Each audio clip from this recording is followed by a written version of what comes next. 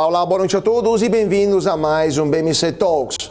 Hoje à noite o nosso papo será sobre o mercado financeiro mais raiz. Vamos falar de day trade, vamos falar de vida de trader, vamos falar dos desafios e das oportunidades também que os traders brasileiros enfrentam num cenário bastante complicado, mas especialmente incerto, né? Onde a incerteza é dominante. E para isso temos uma convidada especial aqui nos estúdios da BMC, Carol Pfeiffer, presidente e diretora da área de investimentos da Atom. Muito boa noite, Carol. É um prazer tê-la conosco aqui no BMC Talks. É um prazer estar aqui com vocês. Muito boa noite. Carol, quem que é a pergunta de Ito para todos os meus convidados? Quem que é a Carol Pfeiffer em um minuto no mercado? Bom, no mercado é uma educadora, né? Então, eu sou apaixonada pelo mercado financeiro, que é um mercado que é o único que eu conheço que é meritocrático de verdade, ou seja, só depende do seu potencial. E ao longo de 18 anos aí no mercado financeiro, eu criei essa força em cima da educação. Então, sou uma professora. Pois é, e professora e também inspiradora para muitos traders, né, que olham também o seu exemplo, suas lives também, suas postagens nas redes sociais, influenciadora digital também, né? E, Carol, vamos falar um pouquinho então. Profissão recente para Profissão recente, né? Vai acumulando títulos, né? Vai acumulando títulos. Carol, vamos lá. Os traders no Brasil são poucos, mas estão crescendo. O mercado financeiro como um todo, nos últimos 5 anos, ganhou tração, mas ainda é muito incipiente. Mas há vários meses, aliás, há vários anos, né? A Bolsa de Valores de São Paulo está parada, anda de lado, não sai do lugar, especialmente se a gente pegar a conversão em dólares, né, do Ibovespa. O Ibovespa está estagnado há um bom tempo. Como que está a vida dos traders nessa situação? Trader que gosta normalmente de volatilidade, né, onde tem melhores negócios. Como que os traders brasileiros estão enfrentando esse momento de maré sem ondas, vamos dizer assim? Bom, esse é um ponto bem importante, né? E até separando algumas caixinhas aqui, o trader que é de curto prazo, que é o day trade, né? Que opera ali comprando e vendendo no mesmo dia, ele precisa da volatilidade, ele precisa da liquidez. Então, uma bolsa de lado, ela atrapalha isso, né? Então, mas lembrando, a gente também tem 2 mercados principais que o day trade ele acaba utilizando. O mercado à vista, né? O mercado de ações, que são as empresas, e o mercado de futuros, que é o dólar e o índice. O dólar e o índice, ele aumentou muito o número de traders operando, né? Então, a preferência dos traders de curto prazo foi bem focado no mercado de dólar e índice, e com os mini contratos facilitou muito, inclusive, a entrada da pessoa física. As margens nas corretoras diminuíram, a corretagem foi zerada, então tudo isso é um incentivo a novos traders, principalmente ao trader iniciante, e que hoje pode fazer inclusive do celular, né? Na minha época não tinha essa facilidade. Quando eu entrei na bolsa, parece uma velha falando, mas quando eu entrei na bolsa, a gente tinha os sistemas, eles precisavam do computador, travava, ligava na corretora, então, ou seja, a gente não tinha essa facilidade que o trader tem hoje. Isso colabora muito. Mas é claro que para que a gente tenha um aumento significativo do número de investidores, a gente precisa que a bolsa ande. E também existe o trader, o investidor de médio e longo prazo, o swing trade, o position trade, e daí precisa sim, é claro, que tenha um movimento para que as pessoas se animem a investir. E esse movimento lateral acaba não inspirando muito. Mas tem um outro ponto que é importante a gente ressaltar aqui, que é o fator educacional. Então, quando as pessoas entendem que o mercado financeiro é para elas, que qualquer pessoa pode aprender e que ela pode começar, né, como eu costumo brincar, colocando o pezinho na água, com um investimento de longo prazo, pensando num fundo de investimentos, não necessariamente entrando já para operar no mercado, montando uma carteira de ações, focada em dividendos. Então, por mais que a gente fale que a bolsa está de lado, empresas ainda pagam dividendos, então, ou seja, isso é uma boa notícia, né? Então, ou seja, temos empresas saudáveis que nós podemos ser sócios e ganhar com um lucro que é distribuído. Então, quando a gente fala sobre isso, a gente está falando sobre uma entrada de novas pessoas, principalmente, que eu tenho incentivado muito, de pais. Ou seja, se preocupem com o investimento dos seus filhos. Eu até fiz um vídeo recente que eu brinco que eu ganhei pessoas me amando e me odiando. Porque eu tenho uma afilhada que está agora com 1 ano e 5 meses e eu falei, olha, ela estava com 9 meses na época, eu falei, olha, minha afilhada de 9 meses vai ser milionária antes de muita gente. E daí todo mundo disse, como assim? Não sei o quê. Comecei a investir por mês para ela desde o primeiro mês de nascimento dela. Então, independente de qual seja o seu patrimônio, o que você tenha construído e etc. Algumas pessoas até escreveram, poxa, mas ela é filha do meu irmão, né? O Joaquim é rico e tudo mais, ela não precisa disso. Então, independente disso, eu estou criando um hábito para ela. E isso é muito importante. Então, a entrada de investidores na Bolsa, ela também depende da educação. Então, vários fatores, obviamente, tem a questão política, tem a questão de estabilidade, né, da nossa economia, mas principalmente educacional. Afinal, a gente tem uma minoria de brasileiros ainda que sabem sobre investimentos e, pior ainda, que sabem sobre educação financeira. Pois é, né? Porque tudo... tem um passo antes. Pois é, né? O problema, o buraco é mais embaixo, né?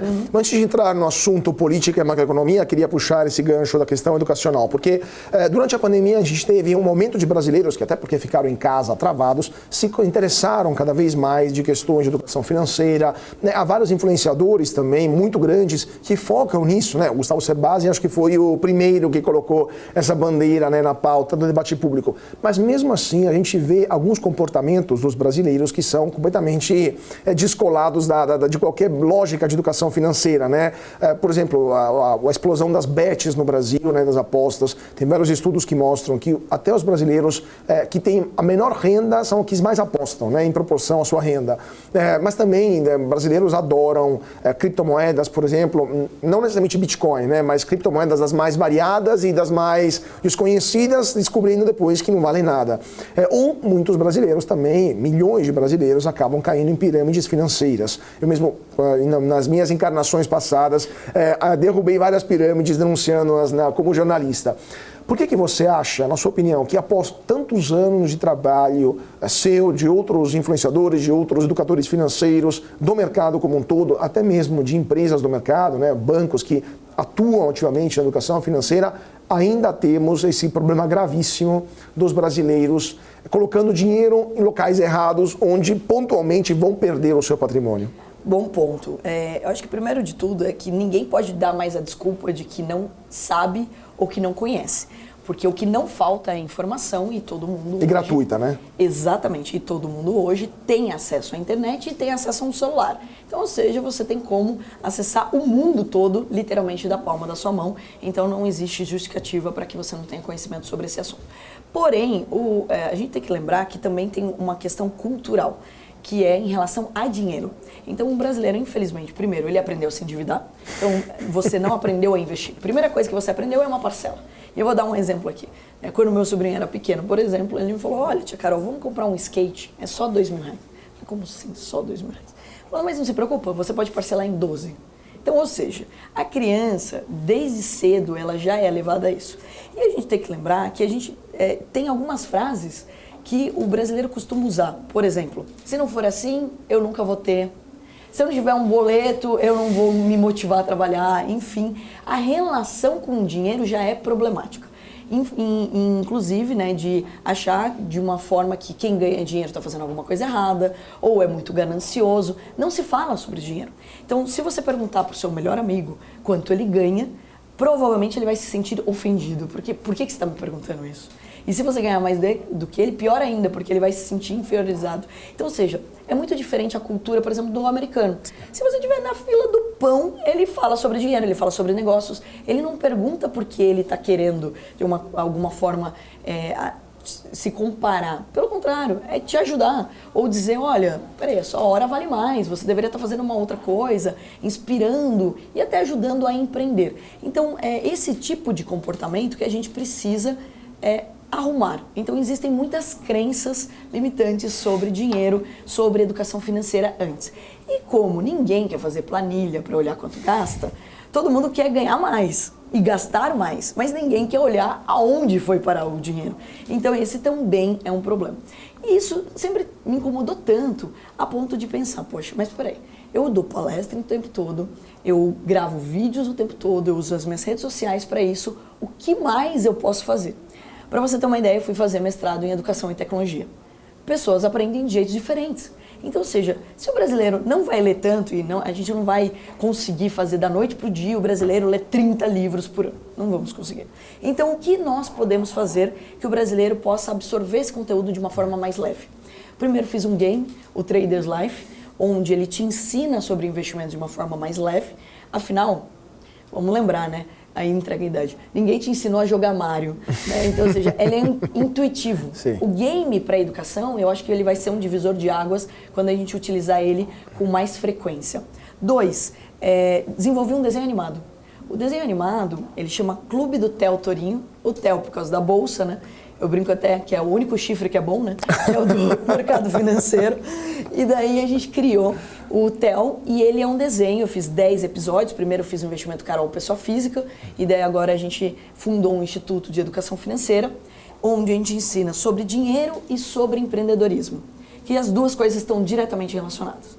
E daí, perfeito. Esses desenhos, eles estão sendo colocados de graça nas escolas públicas. E todo mundo pode usar, inclusive quem está nos assistindo aí, pode acessar o site Clube do Theo Torinho para usar como material dentro de casa. Open source, então. Dá para usar sem pagar nada, é for free. Sem pagar nada, porque eu acredito que a educação ela precisa ser cada vez mais didática. E se a gente falar sobre dinheiro abertamente, qual é o reflexo disso? A gente vai ter pessoas mais instruídas, significa que pessoas vão começar a ganhar mais dinheiro. Se elas ganham mais dinheiro, elas gastam mais dinheiro. Elas montam negócios, elas pagam melhor as pessoas dentro da casa delas. Então, ou seja, esse ciclo ele é muito importante. O Brasil prospera, né? Exatamente. Então, essa mentalidade que a gente precisa aos poucos transformar. E daí quando você fala do mercado de aposta, do mercado de bet, isso é muito curioso. Porque, inclusive amigos meus, e eu vou falar, grandes empresários, bilionários, que foram para pirâmides. Você fala, não faz sentido nenhum. Inclusive que assistiram minhas palestras várias vezes, o que eu fiquei mais brava ainda. Porque daí me liga e fala assim, o que eu faço agora? Eu falei, chora, ou seja, né? Bilionário que entrou em pirâmide financeira. Exatamente. É o fim da picada. É aquela vontade do ganho rápido. Nossa, eu acertei na mosca aquilo. Eu até escutei de algumas pessoas, procura o pirâmide no comecinho. Olha o grau de loucura que estamos vivendo. Então, ou seja, enquanto a gente tem um mercado tradicional, fiscalizado, auditado, que é a B3, que deveria ser, sim, o foco das pessoas, a gente tem uma entrada grande no mercado, primeiro, de cripto, que ninguém sabia para onde ia, e daí, assim, você não está sendo sócio, você não vai receber dividendos, então, ou seja, não faz sentido você começar por aí. E 2, o mercado de aposta. E que, inclusive, agora, né, eu tenho conversado, inclusive, com algumas bets, falei, olha, eu me proponho a ajudar vocês a fazer um trabalho educacional. Porque, inclusive, se vocês matarem todos os seus clientes, vocês não vão ter cliente daqui a pouco. Então, ou seja, a gente precisa salvar isso. E isso é muito preocupante, porque quando uma pessoa cai numa pirâmide ou ela perde dinheiro, ela está tirando dinheiro da nossa economia. E o que nós precisamos é fazer com que o brasileiro entenda a importância de ganhar mais dinheiro, de valorizar a sua hora e que ele entenda que ele não pode atropelar as etapas. Não tem dinheiro fácil. Não tem da noite pro dia, a diquinha. Quando me pedem diquinha, inclusive, qual a ação que vai explodir? Eu falei, gente, não existe isso. Existe estratégia, existe gestão de risco e é assim que a gente consegue construir de uma forma mais inteligente um educacional aqui no nosso país. Pois é, né? Educação e paciência também que são fundamentais. Mas, Carol, só para terminar esse assunto telegráfico, assim, a questão das bets é interessante. Você, como está conversando com algumas bets, qual que é a sua percepção dessas empresas? Porque muitas delas têm sede no exterior, muitas delas têm alguma certa opacidade, também, não todas, claro, mas algumas delas têm uma certa opacidade, quem controla essas bets, onde vai o dinheiro, o ganho para o apostador, né? Tem uma regulamentação ainda escassa no Brasil.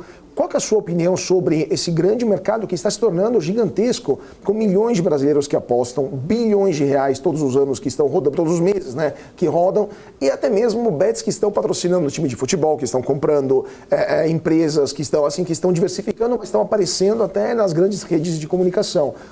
Qual que é a sua opinião sobre as bets, o mercado das bets como um todo? Bom, eu acho que explodiu, né? A cada 2 passos que você dá tem uma bet, tem...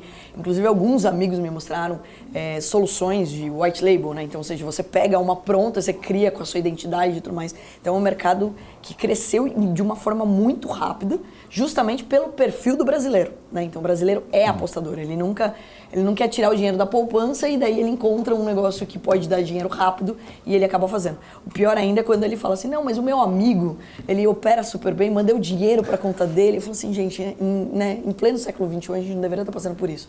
Mas enfim, eu vejo que algumas, não todas, elas estão se preocupando com a imagem delas. Então assim, Óbvio, né, que elas vão patrocinar os times, etc., porque inclusive é onde mais se aposta, né? Então o brasileiro é torcedor, a paixão do brasileiro é o futebol, então acho que o primeiro movimento que eles fizeram, inclusive de patrocínio. E isso também foi bom para os times, né? Porque numa economia parada, também para-se patrocínio. Então, quando você tem algum tipo de mercado decolando, acabou sendo bom para muitos times e para algumas empresas que acabaram recebendo esse dinheiro das bets, que como estão ganhando muito dinheiro, também se permitem colocar muito dinheiro em publicidade. Então, acho que teve uma entrada grande do mercado de publicidade e propaganda por causa das bets. Mas tem um ponto que eu fiquei surpresa com algumas querendo se conscientizar dessa importância e agora, cada vez mais, né, de que fiscalização, auditoria em relação às bets, que é importantíssimo também, essa preocupação de uma gestão de risco. Então, ou seja, como que eu ensino esse meu, né, cliente a não quebrar, né? Como que eu mostro para ele que ele pode sim ter isso, ele pode estar no mercado de aposta, ele pode se divertir com isso, mas que ele precisa ter um bom senso para isso. E até de querendo fazer projetos sociais. Então, vi também um movimento bem legal de patrocínio para time feminino. Então, isso é legal, isso é bacana, né? Uma atitude interessante. Agora, lembrando, né, pessoal, não estou aqui defendendo uma aposta, né? Porque a gente tem que tomar muito cuidado, porque é preocupante a falta de clareza que o brasileiro tem em relação ao dinheiro e aposta. Então, se ele tivesse uma maturidade, tudo bem, a gente estaria muito mais tranquilo. Mas como ele já é endividado e ele ainda vai apostar, então, ou seja, isso é gravíssimo. Você perdeu um dinheiro que você tem, ok. Agora, você perdeu um dinheiro que você não tem, aí trava a nossa economia. Então, assim, dados, né? Mais de 78% das famílias endividadas.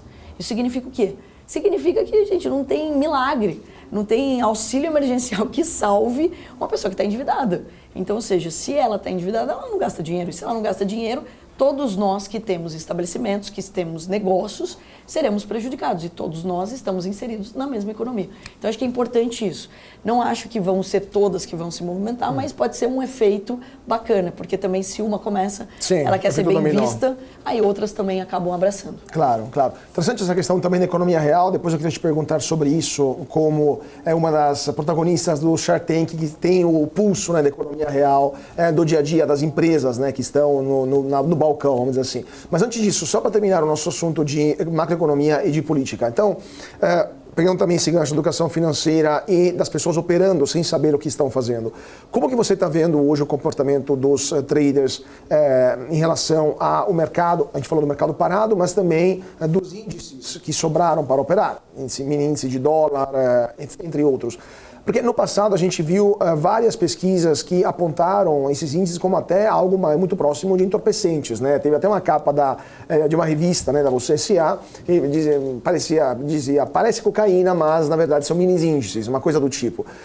O que você acha? Como é que está sendo o comportamento dos operadores nesse aspecto? De fato, tem um certo descontrole por parte de quem não conhece o mercado, de quem não tem conhecimento, ou os traders, a maioria deles, têm disciplina, têm conhecimento e fazem isso com consciência? Eu acho que é importante de ressaltar aqui, como qualquer mídia, seja você um influenciador, né? Quando você tem uma rede social e você tem muitas pessoas te seguindo, ou se você tem um jornal, ou se você tem um programa, ou como você tem que ser responsável com as coisas que você fala ou que você escreve. E, obviamente, isso é um baita de um desincentivo, e só pela capa, e o brasileiro vai mais pelo título do que pela... Né? Quantas vezes eu vi as pessoas falando de um livro que elas nunca leram, elas leram a capa do livro. Então, ou seja, as pessoas se prendem naquele título e ficam com medo, e daí elas tomam aquilo como verdade e elas não interpretam. Acho que o primeiro ponto, saiu muitas pesquisas nessa época, né, e vira e mexe isso acontece de novo, sobre a quantidade de pessoas que não ganhavam dinheiro ou que ganhavam pouco dinheiro na bolsa fazendo o day trade. E daí eu vou ressaltar um ponto bem importante aqui. Primeiro de tudo, para ser trader, você não precisa de uma certificação. É diferente de um gestor que vai ter um CGA, ou de um analista, então, ou seja, o fato de não precisar de uma certificação significa dizer que você não tem como avaliar se as pessoas têm conhecimento. O que nenhuma pesquisa fez foi perguntar quantas pessoas tinham um conhecimento apropriado para fazer um trade, para fazer um day trade. Então, ou seja, sim, elas entraram no mercado como se fosse um cassino ou como se fosse uma aposta. Aí, a minha pergunta é, quem está errado? As pessoas que transformam um mercado sério em aposta ou o mercado que é um cassino? O mercado não é cassino. O mercado é uma oportunidade, e eu vou ressaltar aqui, meritocrática como eu nunca vi em nenhum outro mercado. Ou seja, não importa de onde você veio, não importa a sua escolaridade, não importa nem o time que você torce, não importa nada disso. Você tem as mesmas chances desde que você estude. E eu fico muito feliz de dizer que ao longo da minha jornada de 18 anos, o que mais me motiva todos os dias a continuar falando, mesmo com poucas pessoas ainda no mercado financeiro, é o fato dos depoimentos. Quando você pega uma pessoa, e eu fiz algumas lives com, por exemplo, uma pessoa que era açougueiro, e ele ganhava R$ 1.500 no mês. E ele fala assim na live, ele fala, eu entendi que eu estou ganhando isso na semana, mas que eu posso ganhar isso no dia. Quando a pessoa sente isso, daí esqueça, não é sobre dinheiro, é sobre lembrar que ela vale mais. Não tem nada mais forte do que isso para mim. Então, ou seja, quando uma pessoa opera e ela ganha, por exemplo, R$ 100 no dia, R$ 200 no dia, mas ela levou 1 hora para fazer isso, ela usou o celular dela, ela não falou com ninguém, ela não teve uma dor de cabeça de ter um cliente chato ou de ter saído da casa dela e pego, sei lá, um trânsito de 2 horas. Então, ou seja, quando a pessoa acessa isso, ela entende que ela vale mais. Então não é só sobre as pessoas ganharem dinheiro no mercado, e eu acho que essa é uma correção que a gente precisa fazer. É sobre as pessoas lembrarem o potencial que elas têm. Elas começam a mudar de atitude. Elas começam a entender que, poxa, eu estou ganhando dinheiro na bolsa, mas eu também deveria mudar de emprego, porque esse emprego não me valoriza. Porque eu tenho habilidades que eu poderia estar ganhando mais dinheiro. Inclusive, eu vou fazer aqui um parênteses que eu sou totalmente contra quando eu pego um educador financeiro falando que com um salário mínimo você vai ser milionário. Pelo amor de Deus. Eu não quero que as pessoas fiquem muito tempo ganhando um salário mínimo. Pelo contrário, eu quero que elas entendam que é possível ganhar muito mais do que isso. E que, realmente, o mercado financeiro ele aproxima disso. Óbvio, com responsabilidade. Por isso que, assim, uma das primeiras aulas que a gente faz dentro da Atom, né, dentro da nossa escola, é gestão de risco. Aí você fala, poxa, gestão de risco na vida, né? Porque você saiu da sua casa, você tomou um risco. Você entrou no seu carro, você tomou um risco. Por isso que o carro tem cinto de segurança, por isso que ele tem airbag. E daí você não vai lá na oficina e fala assim, olha, tira o airbag do carro que eu quero viver perigosamente. Isso não existe. Então é exatamente isso. Quando tem esse tipo de mídia, ela acaba distanciando ainda mais. Eu acho que a gente tem que fazer uma consciência de que mercado financeiro é possível. Olha, um título diferente. Obviamente não daria a mesma manchete, nem a mesma audiência. Mas o mercado financeiro é possível sim, mas você tem que tomar cuidado para você não fazer parte da estatística de pessoas que viram apostadores. Então, ou seja, você escolhe. Você quer ser uma pessoa que vai levar a sério o mercado financeiro, ou você vai levar na brincadeira, ou você vai levar no mercado de aposta. Então, esse tipo de consciência ajudaria muito todos nós. Ajudaria a bolsa a crescer, ajudaria o brasileiro a se valorizar, ajudaria as pessoas a entenderem e, principalmente, ajudaria a economia a crescer. Porque eu incentivo as pessoas a entrar na bolsa, inclusive para montar negócios. Como assim? Você ganha dinheiro no day trade. Inclusive, elas podem operar com o nosso dinheiro, né? No nosso caso, elas não precisam ter dinheiro. Elas passam por um processo seletivo, a gente tem uma mesa de traders. Então, é um modelo que existem 8 mil empresas nos Estados Unidos e aqui no Brasil não tinha. A gente trouxe esse modelo para cá. Ou seja, vocês financiam o operador novato, vamos dizer assim. Exatamente. Então, o que a gente fez? A gente montou um processo seletivo. Óbvio que a gente não é um bando de louco, então não saiu distribuindo dinheiro por aí. Então, o primeiro passo que a gente fez, inclusive antes do educacional, tá? Porque eu queria, até as pessoas que já estavam no mercado, falei, olha, você já estudou, você sabe o mercado? Faz a prova.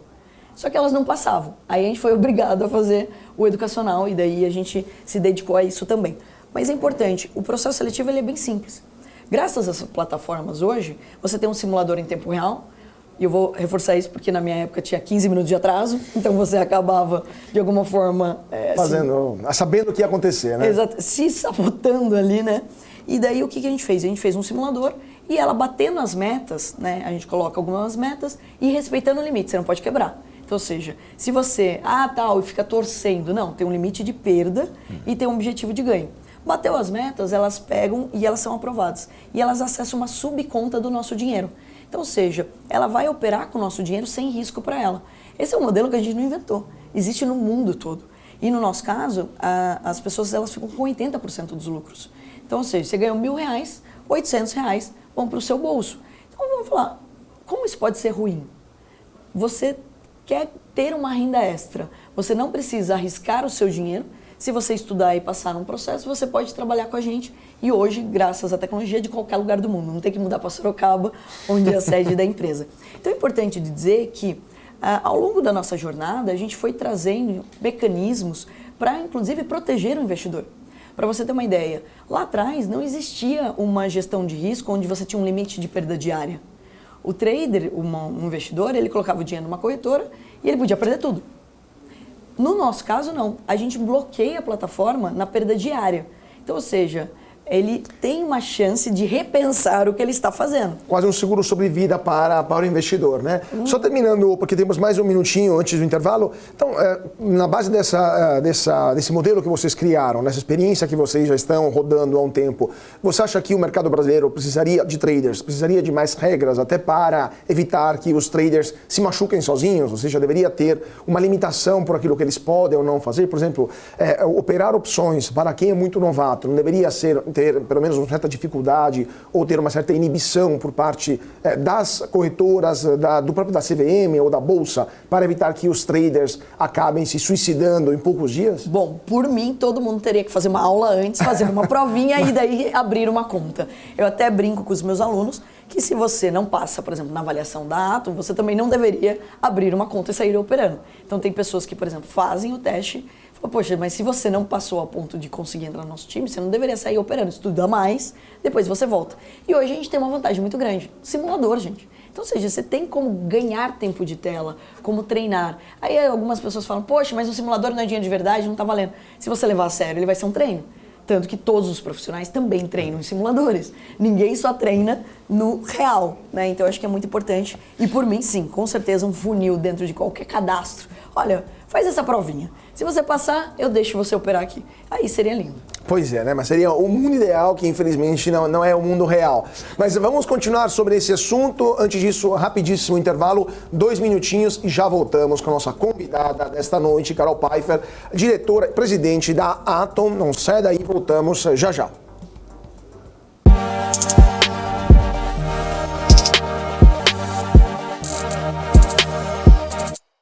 E de volta para o nosso BMC Talks. Hoje à noite o papo é sobre trader, vida de trader e também os desafios para os traders. Nossa convidada especial de hoje é a Carol Pfeiffer, presidente e diretora da área de investimentos da Atom Participações. Carol, a gente estava falando sobre os traders nesse momento conturbado, complexo, cheio de incertezas. Temos uma situação macroeconômica bastante desafiadora, uma situação fiscal complicada, déficit fiscal no passado, esse ano também fecharemos no vermelho, ano que vem também a meta já foi alterada e fecharemos também no vermelho, e 26, ano de eleição, tradicionalmente os governos abrem os cordões da Bolsa, a Bolsa no sentido do caixa, né, do governo, e acabam gastando mais. Então teremos mais 2 anos e meio, pelo menos, na frente, com uma situação fiscal no vermelho, a dívida pública está aumentando, a inflação, por enquanto, parece sob controle, mas obviamente o Banco Central está de olho e isso poderia reduzir essa tendência de queda das taxas de juros. E temos também a macroeconomia internacional que não ajuda, porque os juros dos Estados Unidos continuam muito elevados, patamares elevados, e isso acaba inibindo também o Banco Central do Brasil a cortar os juros por aqui. Nesse cenário tão complexo, para onde vai o mercado brasileiro, para onde vai a Bolsa brasileira e o que, na sua opinião, os operadores do mercado, os traders brasileiros, deveriam ficar de olho? Bom, acho que, né, na tua fala a gente já vê como não está bom o negócio, né? Já acaba desanimando, né, em escutar o que a gente tem aí para frente. Bom, eu acho que primeiro de tudo a gente tem que lembrar que são alguns anos desafiadores. Não é a primeira vez, né? Então, assim, eu até costumo brincar aqui, e é triste essa brincadeira, que a crise ela nem vem para o Brasil, ela mora aqui, né? Então, em tempos ela fica adormecida, então é preocupante isso. Mas eu acho que o pior de tudo é a insegurança. Então, quando você não sabe o que vai acontecer, obviamente todo mundo para, todo mundo breca e ninguém faz nada. E isso acontece na economia real, que reflete nos investimentos. Então a bolsa, ela é só um reflexo. A gente tem que lembrar isso, né? Porque algumas pessoas colocam como se o mundo dos investimentos, o mercado financeiro tivesse, sei lá, na nuvem, né? Se fosse alguma coisa mais distante ali do que é a economia. Mas ele é um reflexo do que as pessoas estão fazendo no dia a dia. Então, veja até os eventos. Então, as pessoas, se eu vou patrocinar um evento, vou fazer um evento, vou investir ou expandir a minha empresa agora, as pessoas elas estão desacelerando, porque elas não sentem uma segurança no que está acontecendo. Então, isso acaba trazendo essa gravidade e acaba deixando a bolsa de lado.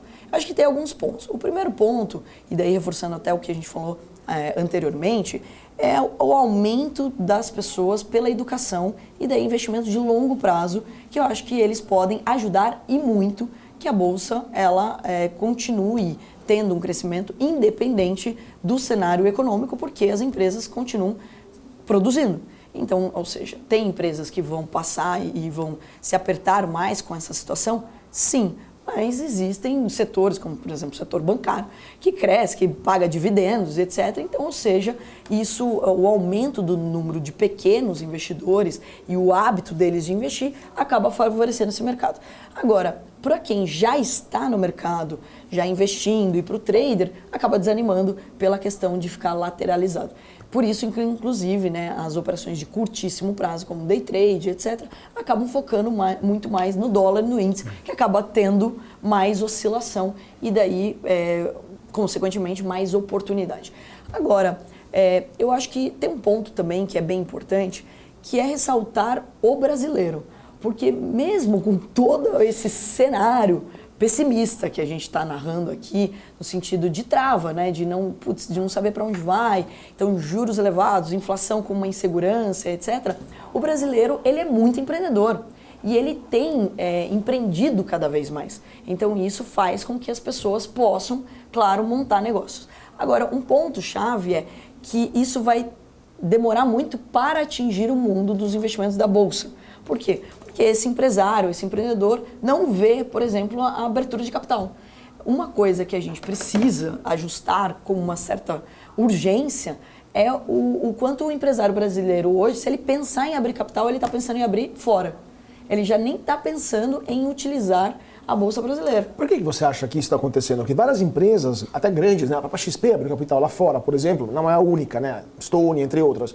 Por que eles estão preferindo a Bolsa de Nova York, a Bolsa de São Paulo, tirando a questão, tudo bem, maior liquidez, etc. Mas tem alguma outra razão? Burocracia, impostos, regulamentação que inibe? Todas essas razões. Todas essas, Todas né? essas razões, então, exatamente que impactam, né? A burocracia para abrir capital no Brasil, a questão da liquidez, obviamente, afeta. Então, você vai preferir apresentar o teu negócio num mercado onde tem mais investidores ou menos investidores. Então é isso. Não que seja também algo fácil. Afinal, se tem mais opções, significa também que você vai concorrer com muito mais gente. Então esse é um ponto. E também acho que é um ponto interessante que a gente precisa começar a fazer de pensar assim de como a gente traz capital estrangeiro para o Brasil. Vamos lá. Nós estamos, assim, todas as empresas a preço de banana, né? Então, quando você pega e você compara, principalmente pela relação cambial, ou seja, qualquer investimento aqui no Brasil, ele está muito barato. Então, fica muito mais fácil, inclusive, de você argumentar. No caso da XP, e para mim foi um movimento que para a gente é ótimo, inclusive, por quê? Porque ela apresentou o quanto a educação no Brasil ainda era um mar azul em relação ao mundo dos investimentos. E o como a gente ainda tinha muitos CPFs para trazer para o mercado financeiro. Quando ela fez isso, ela chamou a atenção para cá. Então, eu acho que é um movimento que, inclusive, pode beneficiar outras empresas de investimentos e de educação para trazer capital para cá.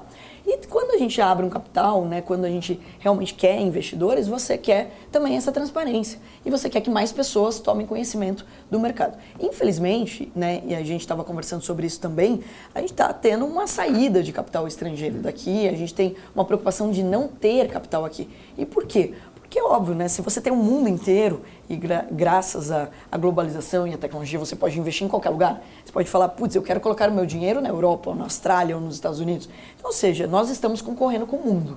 Se nós estamos concorrendo com o mundo, a gente tem que entender que o investidor vai buscar o quê? Melhor relação de risco-retorno. Ou seja, eu quero ter um retorno maior, mas também não quero tomar tanto risco. E daí aqui no Brasil, infelizmente, as questões políticas, elas influenciam muito na tomada de decisão do investidor. Afinal, ele não quer entrar num país onde ele não tem segurança do que vai acontecer. Então não é nenhum problema se é um governo ou outro. É você não saber para onde vai, ou não saber quais são as próximas atitudes. E daí, obviamente, a gente acaba perdendo os holofotes. E vamos lá, a gente tinha tudo para ser o holofote do mundo.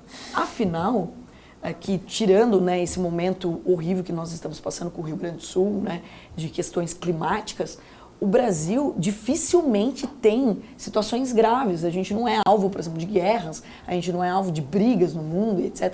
Então, ou seja, nós temos um clima, né, a maior parte do tempo, muito favorável. A gente tem o agronegócio que deveria ser enaltecido no nosso país e que deveria trazer mais capital para cá, deveria ter mais holofote para esse mercado. A gente tem uma situação de um monte de problema, ou seja, o que traz um monte de possíveis soluções. O país emergente é tudo que o investidor quer. Pois é, terra das oportunidades, né? Exato, e a gente perde quando a gente traz toda essa insegurança e que acaba afastando não só o investidor, mas também o empresário, que acaba olhando, putz, eu vou abrir no Brasil não, eu vou abrir fora, eu quero ganhar em dólar, e eu também não vou julgar, porque ganhar em dólar e gastar em real é a melhor lógica que você pode fazer. Né? É o paraíso de comparar qualquer um. Mas justamente você estava falando dessa incerteza, quando temos um governo que intervém nas maiores empresas brasileiras, né? A gente viu há poucos dias o que o governo Lula fez com a Petrobras, é óbvio que se isso é na maior empresa brasileira, imagina o que acontece nas outras, né? O que poderia acontecer. Inclusive, qual é, na sua opinião, só para terminar esse assunto, quando tem um evento traumático para um mercado como esse, né? Dessa mudança no comando da Petrobras, ou, por exemplo, a decisão do governo de não distribuir dividendo extraordinário, que aconteceu em março, como é que o comportamento do trader brasileiro, ou como deveria ser o comportamento do trader brasileiro quando há essas fortíssimas oscilações, e o que vocês da Atom indicam para fazer nesses momentos de terremoto no mercado? Bom, quando tem terremoto é bom para o trader de curto prazo, né? Então, assim, tem que lembrar que qualquer movimento ali que cause essa volatilidade no mercado acaba beneficiando o trader de curto prazo e que precisa estar atento, só precisa tomar muito cuidado, fazer uma gestão de risco eficiente para que você não entre no meio do furacão. Por exemplo, dia de payroll, né? Então ainda tem traders iniciantes que vão operar no horário de divulgação de dados da economia americana. Não deveria, afinal, você vai ter uma oscilação muito grande, então, ou seja, você não sabe direito para onde vai. Então, quanto mais segurança você tem do rumo das coisas, melhor. E assim, a gente tem hoje ferramentas, principalmente os gráficos, as análises, para que possa ajudar o trader a tomar a decisão. Então, quando tem um cenário como esse, você traz também oportunidade. Então, se o mercado fica irritado com essa informação, rapidamente as ações caem, elas não vão cair para sempre, e daí traz oportunidade para o investidor. Agora, falando de dividendos, isso é preocupante para a entrada de investidores, né? Afinal, já tem poucas empresas que você pode montar uma carteira de dividendos. Então, ou seja, você tirar mais uma ali, com certeza isso acaba desanimando o mercado e acaba trazendo o holofote para outra companhia, para outra ação, e essa vai ficando de lado. Sim, o tamanho da Petrobras, a liquidez que ela tem, óbvio que a gente não está falando que não vai ter mais liquidez na Petrobras. Pelo contrário, né? Então acaba tendo isso. Eu tenho várias histórias, inclusive, em Petrobras, porque não é a primeira vez que a gente vê uma notícia em Petrobras. Então, assim, inclusive eu tenho vários traders especialistas em operar Petrobras, porque é uma ação que sempre tem alguma notícia, que sempre tem alguma reação. E isso traz essas oportunidades de curtíssimo prazo. Pois é, né? Então, a Petrobras acaba sendo um risco, mas também às vezes uma oportunidade para alguns traders. Já que a gente não vai conseguir reverter a situação, pois é, já que não temos esse poder, então seja pelo menos que aproveite para ganhar dinheiro. Se a crise mora no Brasil, o risco mora na Petrobras, podemos dizer assim, né? Não tem como tirar. Mas, falando agora de economia real, né? Carol, você faz parte do Shark Tank, né? Programa de sucesso, um reality show sobre o mercado da economia real, sobre empresários, empreendedores, pessoas que têm ideias disruptivas também dos seus setores. E vocês têm um pulso da economia brasileira com dezenas de empresas que atuam, que participam, né, do Shark Tank. O que você está vendo nesse momento tão conturbado para o Brasil entre os empresários que estão começando ou estão trabalhando com vocês ao longo de sua jornada profissional? Bom, acho que é bem interessante dizer, né, que O brasileiro ele é muito criativo, então ele acaba trazendo muitos negócios. Entrar no Shark, inclusive, vou até reforçar aqui, é muito mais difícil do que operar na Bolsa. Então, quando vocês ficarem com medo da Bolsa, lembre que ser Shark é muito mais difícil, porque é um reality show. As pessoas entram por aquela porta, eu nunca vi elas. Até brinco que se tivesse outro nome para o programa, seria Casamento às Cegas. Afinal, eu vou virar sócia, né? Eu vou casar com aquela pessoa sem saber, sem ter conhecido ela antes. Mas ele acaba inspirando, né? E o programa ele cresceu muito. Ele é um programa que acontece em 40 países. Ele começou, inclusive, acho que o primeiro foi no Canadá, tem 22 anos no Canadá, nos Estados Unidos há 15 anos. Tive a oportunidade, inclusive, agora de fazer de estar junto, né? Fazer uma imersão dentro da ONU, representando a América Latina, junto com 6 Sharks americanos e 7 Sharks que foram escolhidos pelo mundo. Então foi muito bacana de ver até a visão deles. E foi interessante de mostrar para eles que o Brasil é muito melhor do que eles imaginam. E eu estou nesse papel de trazê-los para olhar e para investir aqui e a gente fazer essa troca. Mas é interessante que o programa ele acaba inspirando outras pessoas a empreender. E as pessoas estão entendendo que elas precisam primeiro estudar, que elas precisam entender gestão, para que depois elas possam montar negócios. E eu vou bater também na tecla aqui que hoje a gente tem muitas oportunidades, porque, de novo, a gente tem muito problema. E problema traz oportunidades e soluções. Quando a gente fala, por exemplo, de PMEs, pequenas e médias empresas, a gente é muito mal assessorado em tecnologia ainda, por exemplo. Os softwares ainda são caros, são complicados, ninguém sabe educação financeira, então não adianta você colocar um software complicado e um monte de número para uma pessoa que não tem esse conhecimento. Então, ou seja, hoje a gente tem um monte de coisas que podem ser desenvolvidas e facilmente colocadas no mercado que vão ajudar muito o empreendedor. Mas eu acho que tem esse ponto das pessoas se verem como empreendedores, e daí eu também vou dizer aqui que o empreendedor não é só quem monta CNPJ, mas é o intraempreendedor. A gente mudou até a nossa fala de funcionário para colaborador. Você quer um colaborador, você quer uma pessoa proativa, você quer um empreendedor dentro do seu time. Então é um movimento que vem acontecendo. Mas o cuidado que tem que ser tomado a gente teve um boom, principalmente durante a pandemia, quando a gente teve uma queda da taxa de juros no Brasil brusca, onde grandes investidores, né, grandes empresários começaram a investir em outros negócios, principalmente startups. Isso causou uma distorção de preço e de valuation, que não estamos tendo mais. Então, essa também liquidez de, monto um projeto aqui, monto um PowerPoint, já vendo o meu negócio, minha ideia, acabou. Estamos vivendo um momento onde as pessoas estão buscando a última linha e também não só o mercado de possibilidades futuras, mas de realidade, de empresas que resolvem problemas desse momento, que podem ser lucrativas agora. Mas eu vejo com bons olhos o que o empresário vem fazendo. Então o empresário abriu o leque para olhar outros negócios. Então toda grande empresa, eu acho que é um caminho natural, vai ter uma área de venture capital, ou seja, de olhar outros negócios, como foi o caso inclusive da Atom. A gente fez uma aquisição em novembro do ano passado do Sebrae, que é uma rede de escolas profissionalizantes. Então é uma rede de franquias. Por quê? Porque nós queremos transformar o nosso educativo em híbrido, presencial e online. E a gente era muito forte no EAD. Então, ou seja, como que a gente está olhando o presencial? O presencial vai acabar? Óbvio que não. O brasileiro adora sentar numa cadeira, fazer amizades, ter um grupo de amigos, de estudantes. Então, ou seja, é o nosso olhar. E assim como a Atom, outras empresas estão fazendo isso. Então, acho que o Shark ele provoca isso também e permite que os empresários eles se conectem com outras ideias e outros negócios. Pois é, interessante esse ponto, só terminar telegraficamente. Durante a pandemia, juros a 2%, juro real negativo até, você acha que teve uma certa euforia em investir em startups que acabou sendo revertida pelos juros, mas também pelos resultados que muitas dessas empresas não deram? E hoje, com essa conjuntura e após 2 anos do final da pandemia, temos o risco de ver muita startup, uma quebradeira, né, sistemática de startups, ou ainda isso já aconteceu e quem sobreviveu já está... Aconteceu, né? Então teve aí uma onda de startups que acabaram mostrando que não tinham eficiência. E é um risco, né? A gente acha que o dinheiro resolve tudo, mas muito dinheiro atrapalha. Então, ou seja, a falta de conhecimento para executar aquele capital, ele é importantíssimo. Tanto que, para você ter uma ideia, na Dinastia, eu montei uma aceleradora, né, depois dos meus investimentos no Shark, que passam de 60 hoje. Então, ou seja, eu acabei... Empresária serial, como você diria, né? Eu montei uma estrutura para colocar elas. E daí, nessa estrutura, eu montei algumas coisas que são importantes da gente reforçar aqui. Primeiro, um CSC, um Centro de Serviço Compartilhado. Então, ou seja, como que você pode, se você tem um grupo, for contratar um contador, uma assessoria de imprensa, um marketing, todas as empresas vão precisar. Então, se você for contratar em grupo, obviamente você vai reduzir custo. E isso é importantíssimo. Se você tem sinergia entre negócios, você pode reduzir o CAC, custo de aquisição de cliente, porque você está tendo uma troca de mailing, né? Então, ou seja, uma empresa que é de esporte, ela, igual o caso, por exemplo, da Filma Eu, ela está presente nas quadras de beach tênis, de futebol e etc.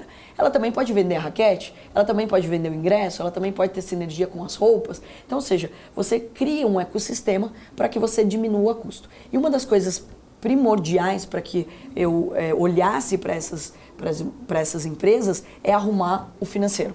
Então, a primeira coisa que eu faço é, olha, você não precisa nem engambelar aqui, eu já entendo que não é a educação financeira não esteve presente na sua vida, como de todos os brasileiros. Então, vamos lá, vamos organizar primeiro o financeiro, vamos entender se o seu produto, seu serviço realmente tem um diferencial e daí sim a gente vai colocar dinheiro, aí sim a gente vai acelerar. Então, essa pressa que as pessoas têm do imediatismo de ganhar dinheiro, de acertar, inclusive, uma empresa, uma bolada, é o mesmo reflexo que a gente tem no mundo das apostas. Então, ou seja, as pessoas querem ser rapidamente ali acolhidas por aquele mercado e achar que vão ganhar dinheiro rápido. Então, a gente teve esse ciclo e que agora a gente está vivendo, acho que um período mais da maturidade.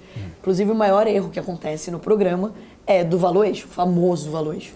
Afinal, se você vem com uma distorção, você está faturando pequeno e você está querendo muito dinheiro para aquilo, ou seja, você está no lugar errado. O programa ele é o famoso Smart Money. Afinal, a gente vai entrar com o nosso tempo, com a nossa dedicação, com a nossa agenda e também com o nosso dinheiro. Então, ou seja, é você entender que a nossa participação ela também precisa ser relevante. Afinal, no final, né, eu acho que é importante também que ter uma empresa que eu tenho 2% ou que eu tenho 30%, vai me dar o mesmo trabalho, porque eu vou cuidar dela. Então é melhor que eu tenha os 30% daquela empresa ou os 20%. Então acho que a gente está vivendo esse movimento onde sim, os empresários estão mais abertos a risco e isso deveria também beneficiar a Bolsa, então ou seja, as pessoas deveriam ter na sua carteira, mas é um trabalho ainda de formiguinha, é um trabalho educacional, é um trabalho que eu acho que aos poucos a gente vai plantando essa sementinha. Pois é, questão da valuation, estava pensando se é mais uma questão de ego do empresário que chega lá ou de falta de noção porque não sabe fazer cálculo, né? Educação financeira ou os dois. Combinação dos dois, né? E ego e falta de noção. Carol, eu vou falar uma coisa interessante agora. Quando você foi na ONU, você conversou com outros Shark Tanks do mundo inteiro para mostrar também que o Brasil não é só problemas, o Brasil não é só crise, o Brasil é muito mais. Você acha que o Brasil se vende mal lá fora? Não temos uma comunicação adequada para atrair investimentos estrangeiros? E o que você acha que deveria ser feito, até do ponto de vista governamental, né? Mas também da Bolsa de Valores, dos bancos, né? Bancos de investimento que têm operações no exterior, que têm escritório no exterior para atrair investidores aqui no Brasil? Acho que sim, a gente se vende mal, né? Então acho que a gente se vende mal dentro de casa, então, ou seja, já é um ponto que não vai adiantar a gente ficar reclamando. Então acho que é pensar quais são os nossos pontos positivos, e eu vou reforçar de novo, uma habilidade natural do nosso Brasil é o agronegócio. Então, ou seja, por que isso não tem uma devida ênfase para isso e até para investimentos?